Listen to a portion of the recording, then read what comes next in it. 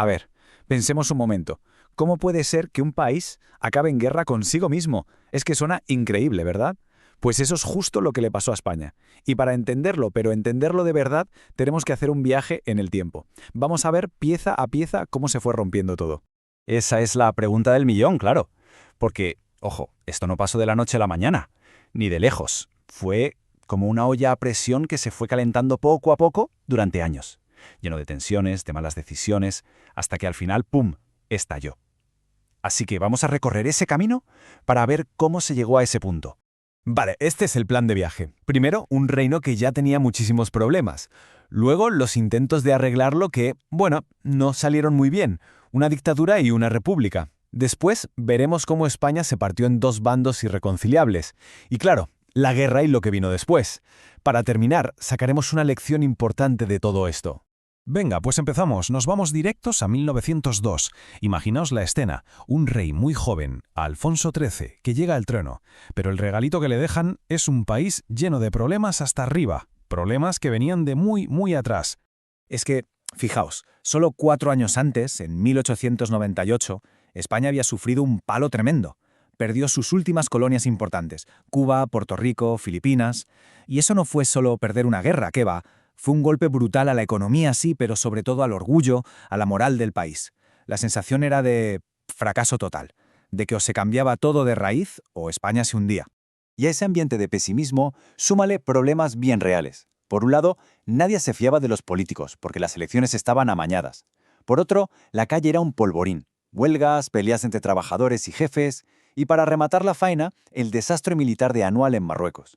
Una derrota humillante, miles de muertos y la poquita confianza que quedaba en el gobierno por los suelos. El sistema, vamos, estaba hecho un lío y no funcionaba.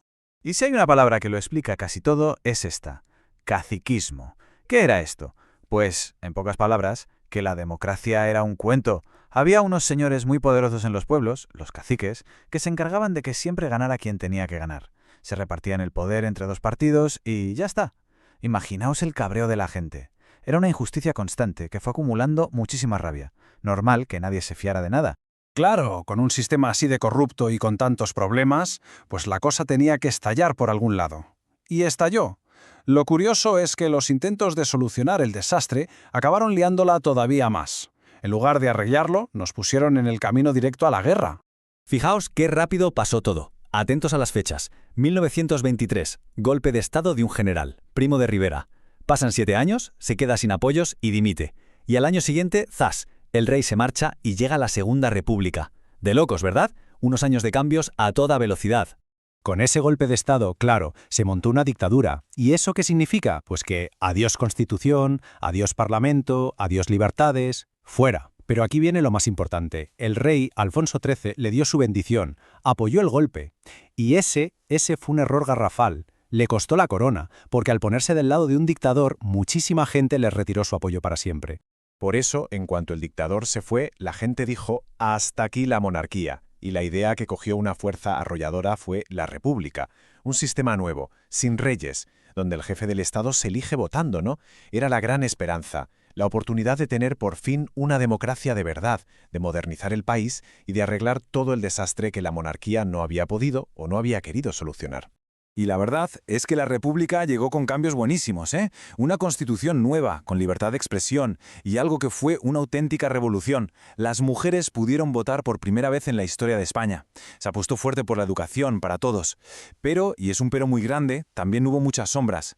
La República fue incapaz de controlar la violencia. Se quemaron iglesias y conventos, y hubo una represión salvaje contra una huelga de mineros en Asturias.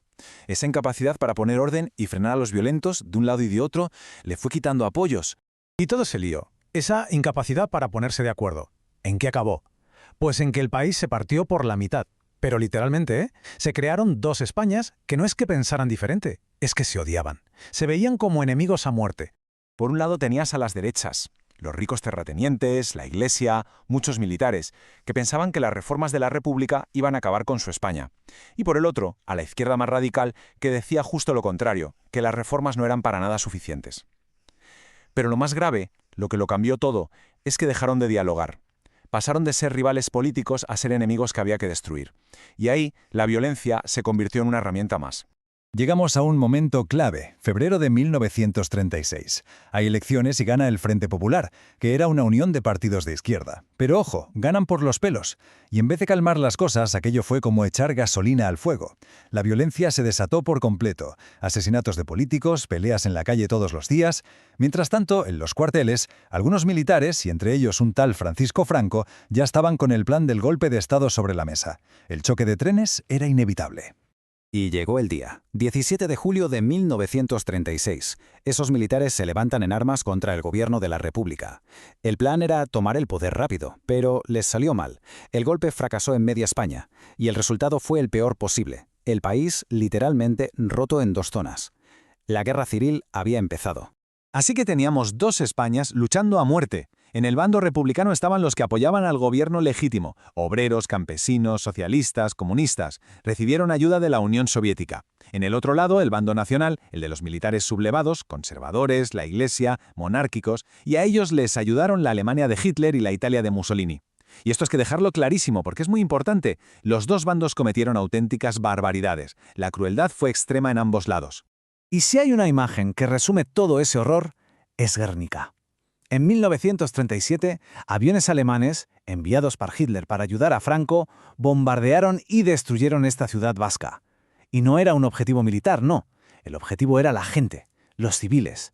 Fue un acto de puro terror, de los primeros de la historia.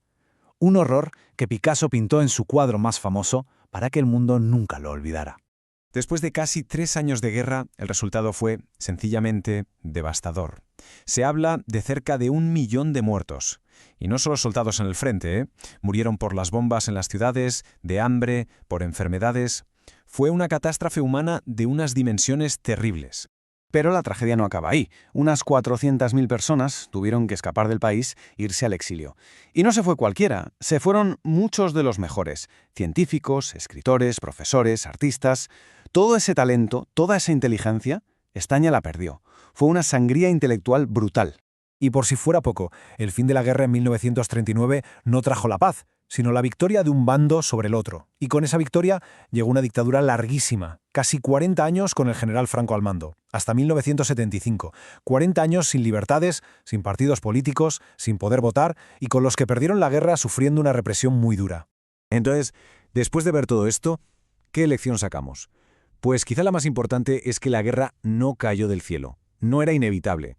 Fue la consecuencia final de muchísimos años de no saber convivir, de no querer dialogar y de pensar por parte de muchos que la violencia era una forma aceptable de conseguir sus objetivos. Al final, la clave de todo esto no es andar buscando quién tuvo más culpa. La clave es entender lo que se perdió y por qué. Es darnos cuenta del valor gigantesco que tiene la democracia, poder hablar, poder respetar al que no piensa como nosotros y solucionar los problemas sin llegar a las manos. Parece obvio, pero son auténticos tesoros que hay que cuidar todos los días, porque para eso está la historia, ¿no? Para aprender y no volver a cometer los mismos errores.